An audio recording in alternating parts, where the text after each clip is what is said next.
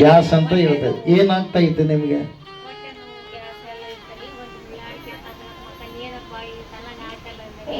ಎಷ್ಟು ದಿವಸದಿಂದ ಇತ್ತು? 1 ವರ್ಷದಿಂದ. ಮೊದಲು ಇಲ್ಲಿ ಸಿನ್ನರಿಗೆ ತೋರಿಸಿದ್ರೆ, ಸಿನ್ನರಿಗೆ ತೋರಿಸಿರಿ, ಮತ್ತೆ ಹುಬ್ಬಳ್ಳಿಗೆ ಹೋಗಿ ಬಂದಿರಿ ಡಾಕ್ಟರ್ ಹತ್ರ. ಅವರು ಏನಿಲ್ಲ ಅಂತಾರೆ, ಆದ್ರೆ ನಿಮಗೆ ಆರಾಮಿಲ್ಲ. ನಾನು ಸಾಯ್ತೀನಿ ಅಂತ ಅಂದ್ಕೊಂಡ್ಬಿಟ್ಟಿದ್ರೆ, ಹೌದಾ? ಅದು ತ್ರಾಸಾದಾಗ ಏನು ಮಾಡ್ತಿದ್ರಿ ನೀವು? ಮಕ್ಕಂಬಿಡಿದ್ರೆ ಓಡಾಡ್ತಿದ್ರ?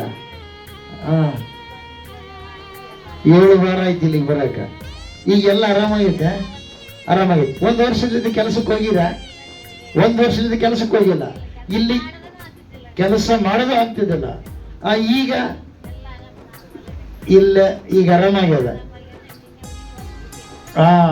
10 ಆಳು ದುಡಿದಿರಿ. ಈಗ 1 ವರ್ಷದಿಂದ ಮನೆಗಿದ್ದವ್ರಿಗೆ ಕೆಲಸ ಮಾಡಿರಿ. ಹಲ್ಲೆಲೂಯ! ದೇವರು ಸ್ವಸ್ಥ ಮಾಡ್ಯಾನ. ಸ್ವಸ್ಥ ಮಾಡಿದ್ಯಾರು? ಏಸಪ್ಪ. ಹಲ್ಲೆಲೂಯ! ಬೋಲೋದು ಕ್ರಿಸ್ತ ಮಹಾರಾಜಗೂ, ಕಾರ್ಯ ಮಾಡಿದ ದೇವಾದಿ ದೇವರಿಗೂ.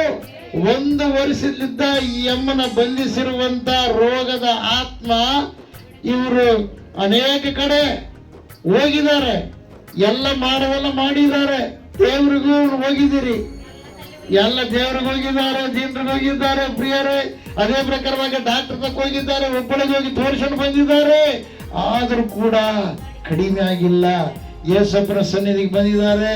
ಬಂದ ಮೇಲೆ 7 ವಾರ ಆಯ್ತಂತ, ಸಂಪೂರ್ಣ ಆರಾಮಾಗಿದೆ. ಮತ್ತೆ ಈಗ 10 ದಿವಸ ದುಡಿದಿದ್ದಾರೆ ಅಂತ ಎಲ್ರಿಗೂ ಗತಿ ಆಯ್ತು. ನಾವು ಬೋಲೋದು ಕ್ರಿಸ್ತ ಮಹಾರಾಜಗೂ, ಸ್ವಸ್ಥ ಮಾಡಿದ ದೇವಾದಿ ದೇವರಿಗೂ. ಹಲ್ಲೆಲೂಯ! ಏಸಪ್ಪ ಒಬ್ಬರಿಗೆ ದೇವರ? ಎಲ್ಲರಿಗೆ ದೇವರ? ಇಡೀ ಜಗತ್ತಿಗೆ ದೇವರ? ಎಲ್ಲರ ಗತಿ ಆಯ್ತು.